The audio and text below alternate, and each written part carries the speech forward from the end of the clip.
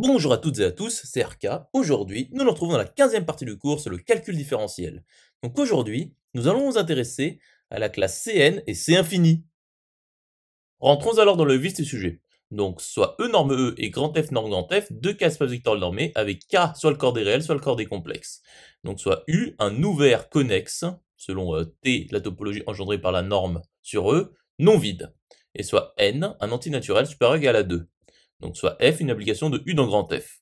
Donc disons que F est de classe Cn sur U, si et seulement si, eh bien, C ronde N F est vérifiée. Donc cette propriété nous indique qu'il existe une famille finie indexée sur un n Gj qui appartient au produit pour j allant 1 jusqu'à n de l'ensemble des applications continues de U selon la norme engendrée par la topologie sur E Lj EF, topologie engendrée par la norme de Lj E grand F.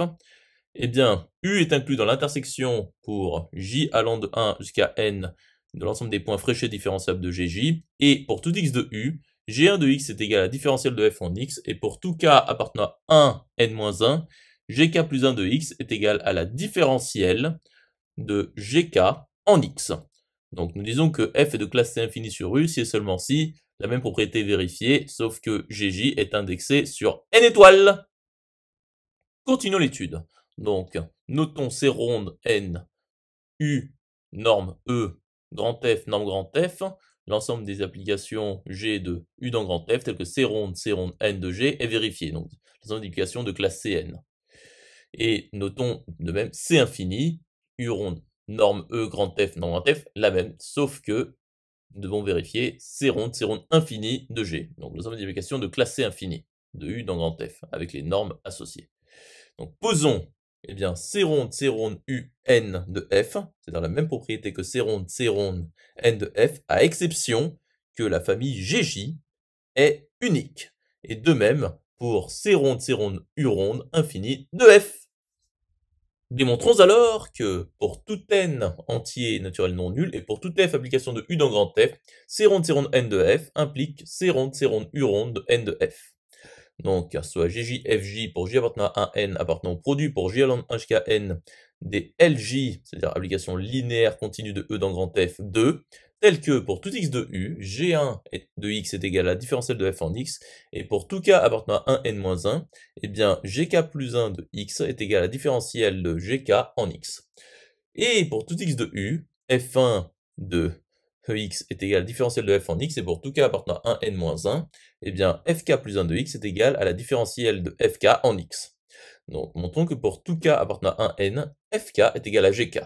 Donc nous appliquons une récurrence sur k appartenant à 1 n. Donc soit x appartenant à u quelconque, donc l'initialisation sera avec k égale 1. Donc g1 de x est égal à la différentielle de f de x qui est égal à f1 de x. Et donc G1 est bien égal à F1. Passons alors à l'hérédité. Donc soit K appartenant à 1 n-1 fixé, vérifiant la propriété. Donc Gk plus 1 de x est égal à la différentielle de Gk en x, qui est donc égal à la différentielle de Fk en x par hypothèse de récurrence car Gk égale Fk, qui est donc égal à Fk plus 1 de x. Et donc Gk plus 1 égale Fk plus 1. Et donc pour tout k de 1 n, Gk est égal à Fk. Donc C ronde U ronde n de f est vérifié. Donc nous obtiendrions par le même raisonnement que C ronde infini de f implique que C ronde U ronde infini de f est vérifié.